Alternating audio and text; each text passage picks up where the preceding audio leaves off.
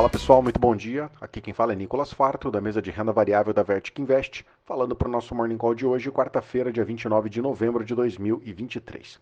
E bem, o mercado opera sem direção definida agora pela manhã, antes dos dados de inflação dos Estados Unidos e Europa, que vão sair amanhã, mas já refletindo as falas de alguns diretores do Banco Central americano e do Banco Central europeu.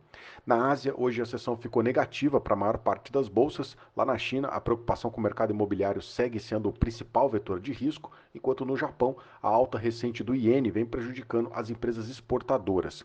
Na Europa, as bolsas estão operando mistas, refletindo os comentários do chefe do Banco Central da Alemanha, que disse que espera mais altas de juros pelo Banco Central Europeu. Ainda assim, a inflação em alguns estados da Alemanha que saiu hoje veio abaixo do esperado, o que sinaliza que a inflação da zona do euro, que vai sair amanhã, também pode vir com uma desaceleração mais forte e pode empolgar o mercado europeu. Indo para os Estados Unidos, ontem a sessão lá fechou positiva, lá em Nova York. Ontem o Dow Jones subiu 0,24, S&P subiu 0,10 e Nasdaq fechou com alta de 0,29%. Destaque ontem para a queda na curva de juros do mercado americano, que está cada vez mais convicto de que o Banco Central deve manter inalterada a taxa de juros na reunião de janeiro e deve iniciar um ciclo de cortes a partir de maio do ano que vem.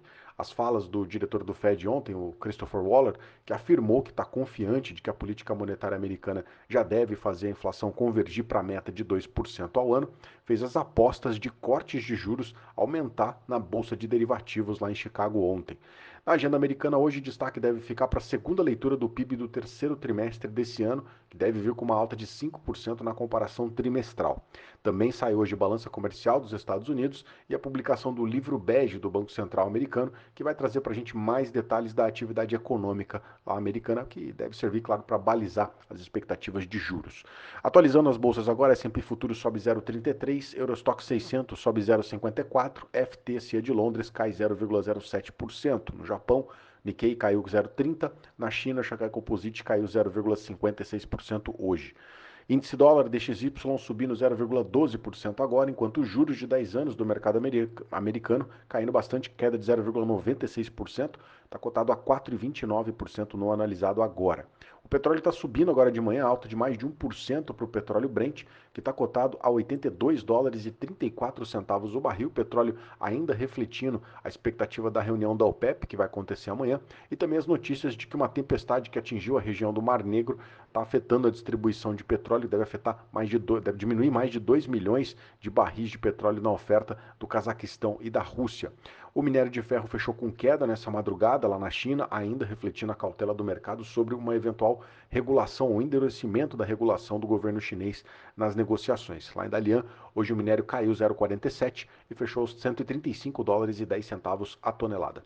Por aqui ontem o Ibovespa teve outra sessão positiva, fechou com uma valorização de 0,64% e terminou o dia de ontem aos 125.538 pontos. O dólar fechou com queda de 0,6 e fechou o dia cotado aos R$ 4,87. A curva de juros por aqui também recuou, seguindo o movimento dos juros lá nos Estados Unidos, o que acabou ajudando as nossas ações mais sensíveis aos juros. Na parte de indicadores, ontem o destaque ficou para o IPCA 15, que veio um pouco acima do esperado, mas a diretora do Banco Central brasileiro, a Fernanda Guardado, falou ontem que está confortável com o ritmo de quedas para a taxa Selic. Destaque também para o CAGED, que ontem reportou a geração de mais de 190 mil vagas de emprego no mês de outubro, um pouco acima do esperado. Nas ações, o destaque ficou para alta de 6,7% para as ações de Marfrig e de 5,4% de alta para as ações da MRV.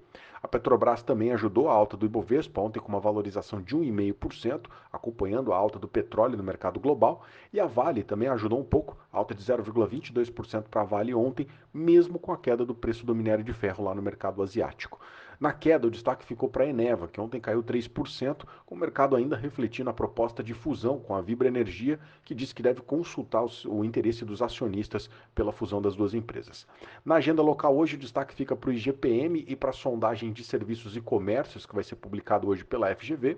E lá em Brasília, o Senado deve votar hoje o PL que visa taxar os fundos exclusivos e as offshores, que é uma medida que pode ajudar na arrecadação federal. Bem, esses são os destaques para hoje. Eu agradeço a sua companhia e te desejo um excelente dia. Um grande abraço, valeu e até amanhã.